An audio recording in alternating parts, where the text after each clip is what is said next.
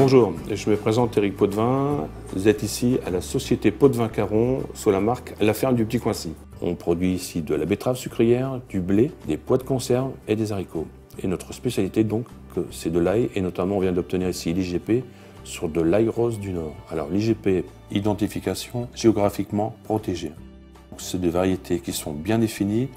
Une plantation au mois de février, suivant les conditions climatiques, pour une récolte au mois de juillet. Alors pourquoi on a choisi l'IGP? C'était pour protéger le produit, protéger une tradition, protéger une variété.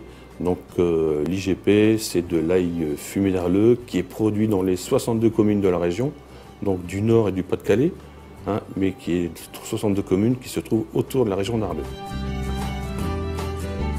Alors une fois que l'ail a été séché naturellement avec le vent et le soleil du nord, nous le ramassons à la main et on le décharge délicatement dans les séchoirs qui vont être sous ventilation et éventuellement, si on a un été qui est humide, on mettra de la chaleur. Après que l'ail est demi-sec, la période sera du triage. Donc il y a des filles qui vont commencer à calibrer et à trier, c'est-à-dire qu'ils vont calibrer, ils vont mettre les petits, les moyens et les déchets seront séparés. Après cette phase-là, l'ail en fan part aux tresseuses. Les tresseuses vont confectionner des tresses à fur et à mesure de nos demandes et de nos commandes. Ici, nous fabriquons des tresses de 12 têtes. On fait aussi des tresses de 500 grammes. On fait aussi des tresses de 1 kg. Il y avait aussi dans le temps aussi des grosses tresses pour les familles minières, des 45 têtes et des 90 têtes, qui sont un petit peu en voie de disparition. Donc les tresseuses continuent aussi à nettoyer. Alors elles enlèvent la terre, les impuretés sur les racines. Elle essaie de le rendre le plus blanc. Alors une fois que les tresses ont été confectionnées, elles partent au fumoir. Elles sont recontrôlées par des personnes qui les pendent une par une sur un clou.